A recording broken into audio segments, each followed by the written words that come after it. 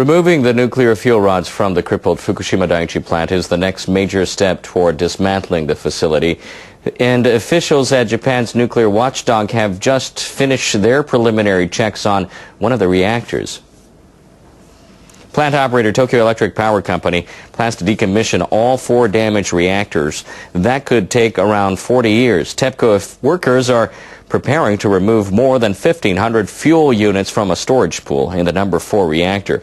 The reactor did not go into meltdown after the 2011 earthquake and tsunami because it was offline, but the building housing it was damaged when hydrogen from another reactor caused an explosion. Officials from the Nuclear Regulation Authority spent 2 months conducting a preliminary inspection of the reactor and its surrounding structure. They say they found no cause for concern. Starting Wednesday, NRA officials will examine TEPCO's plans for removing the fuel rods. They want to make sure that debris in the pool will not damage the rods, most of which are highly radioactive. TEPCO executives hope to start removing the rods later this month once they get final approval from the NRA. Every year around this time, brokers gather in Osaka for an annual event.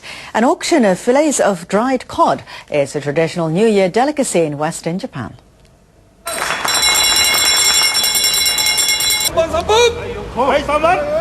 Dealers sold about 3 tons of the fish at this year's auction. Most of the fillets are made from cod caught off the northern island of Hokkaido. This year's fillets are great, as they are every year. I'm sure people will enjoy them.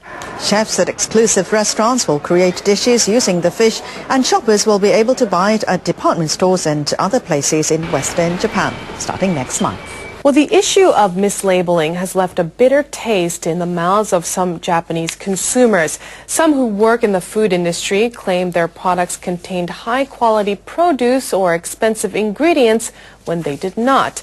Scientists have come up with some solutions that could restore confidence. More from NHK World's Hidetoshi Osaka. A company and a research institute have developed a gene testing toolkit to identify high-grade koshihikari rice. Koshihikari is one of the most popular varieties of rice in Japan and an expensive one. That makes it a target for food fraud. Genetic testing usually requires a lot of high-tech equipment, but this toolkit makes the job easy. Major food companies and rice cleaning mills have begun using it. All you have to do is add a reagent to a sample and put it in hot water for 40 minutes. The shininess of the grains shows whether another type of rice has been mixed with koshihikari. We receive requests from manufacturers and retailers for testing food products before they are put on sale. We plan to develop more gene identification kits. Japanese consumers want to know what type of food products they are buying and where they come from. Supermarkets put labels with such information on the food products they sell. That lets consumers judge quality and safety. One business after another has been found guilty of lying about where their products come from. This company has come up with a high-tech solution to the problem of tracing their origin. Samples for testing arrive from all over Japan every day. Some chemical elements found in foods have more than one isotope. The isotope ratio differs subtly depending on the area where food items are produced. The company finds out where food samples come from by comparing their isotope ratios with those of about 80,000 samples collected from around Japan. We have the latitude, longitude, and address of each sample collection area. We also take photos of surrounding areas to get to know the field environment. The company has also started doing in-store spot checks. An inspector posing as a shopper buys produce at a supermarket. When requested, I go to a restaurant as a customer and take out the dishes.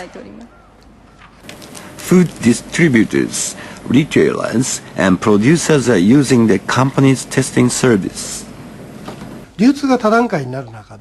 If someone in a multi-stage distribution system substitutes some foodstuff, it erodes confidence in the system.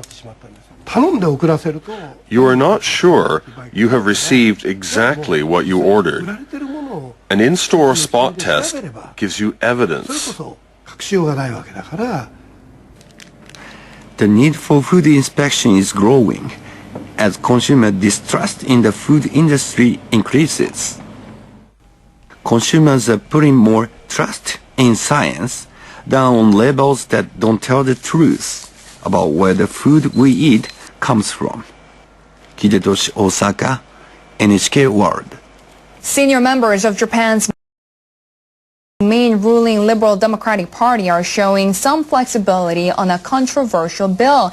They say they're willing to debate amendments to a law that would increase protection for state secrets.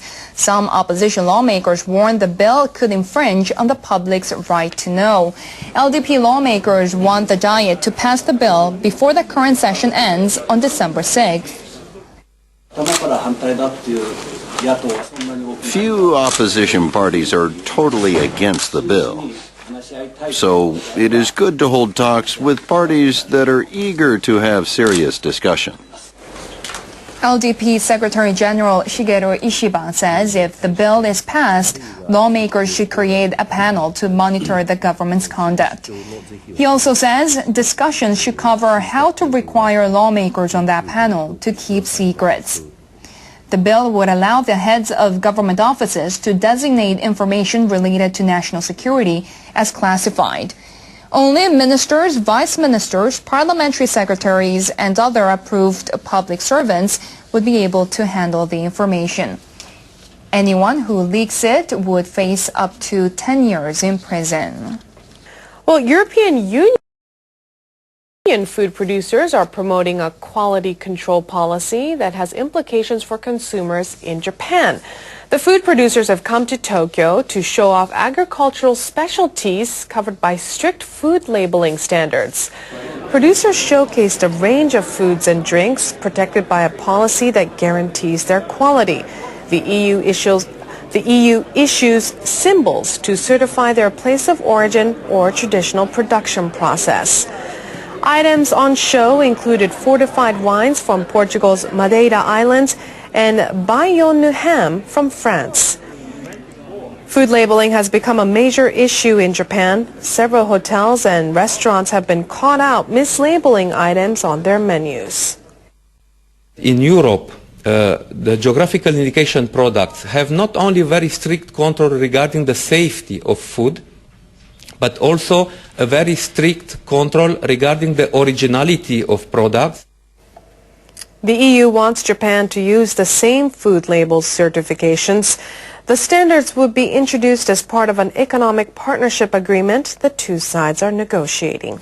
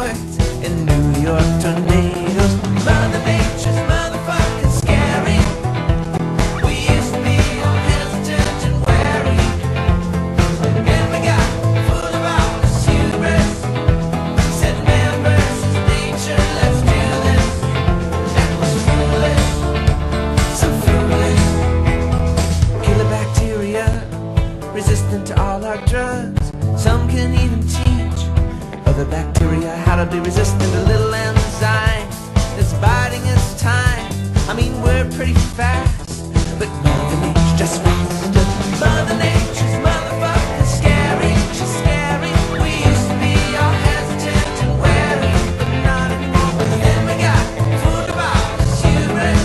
We said, man versus nature, let's do this.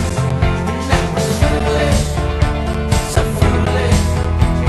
We left the savannah, came out of the caves. We conquered the waves. The planet was all ours. She's cold-hearted, she's just getting started, and we're just a blip on her radar. With the disease, we're killing off the bees. No one really knows exactly why it's happening, but soon the grocery store won't have food anymore without the bees to pollinate our whole jungle life. Mother Nature's motherfucking scary. We're scary too. We used to be all hesitant and wary, but not anymore. 'Cause then we got fooled about this hubris. Japan's Finance Minister Taro Aso has urged U.S. Treasury Secretary Jack Lew to prevent the recurrence of fiscal problems. Lew is visiting Japan for the first time since taking office in February. Aso told Lew that he was relieved that the U.S. avoided default in October, but he pointed out that the nation could face the same situation again next year if the conflict continues in Congress. Aso said he hopes the U.S. will consider the impact a default could have on the global economy and deal with the problem properly. Here's the finance minister, Taro Aso. Remember, everybody's an Aso. Who can forget Taro Aso? The biggest Aso in Japan. Who can forget him? He's the finance minister, right? Yes. What an Aso that Aso is.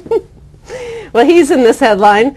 Let elderly people, quote, hurry up and die, says Japanese minister. Taro Aso says he would refuse end-of-life care and would feel bad knowing treatment was paid for by the government. So he was doing the rounds selling people on this new budget they have for the new government. Heaven forbid, he said, if you were forced to live on when you want to die, I would wake up feeling increasingly bad knowing the treatment was all being paid for by the government. The problem won't be solved unless you let them hurry up and die. The Iranians have also been talking with the head of the International Atomic Energy Agency. They have agreed on a framework for allowing inspectors to visit nuclear facilities. IAEA Chief Yukiya Amano met with Ali Akbar Salehi, the head of Iran's Atomic Energy Organization. They agreed to allow inspectors to visit a heavy water reactor under construction in western Iran and a uranium mine in the south. Western experts fear the Iranians could use the reactor to produce weapons-grade plutonium. Under the agreement, the inspectors will need to get permission from Iranian officials first. Amano and Salehi failed to agree on inspections of a military facility in Pachi near Tehran. IAEA officials suspect the Iranians are using the site to develop nuclear weapons. As I mentioned, access to Pachi is not included in today's agreement, but that will be addressed in the subsequent steps under this framework for cooperation. The negotiators will meet next month in Vienna. Survivors of a typhoon that struck the Philippines are facing struggle to find food, water and shelter. And another storm has headed their way, so some are trying to get out. Typhoon Haiyan slammed into the city of Tacloban and nearby towns on Friday. Government officials have confirmed the storm killed more than 1,700 people. But they fear the number of dead may rise above 10,000. Survivors were hit on Tuesday morning with more rain. Many gathered at the airport in Tacloban to try to leave the area. There's nothing here. We need to go somewhere where we can eat, where we can stay, where we can have some shelter. The storm washed out roads and destroyed communication networks. And Philippine military personnel have been challenged to get into some areas. U.S. forces are helping out, delivering relief supplies to those in need. Relief workers from Japan have joined the effort, and government officials from Germany and Australia have sent rescue crews and medical teams. Aid workers with the World Food Programme shot this video soon after they arrived in Tacloban. They found piles of debris and streams of survivors leaving with what they could carry. The aid workers are using planes to deliver food, and they're trying to establish a network of supply stations in remote areas.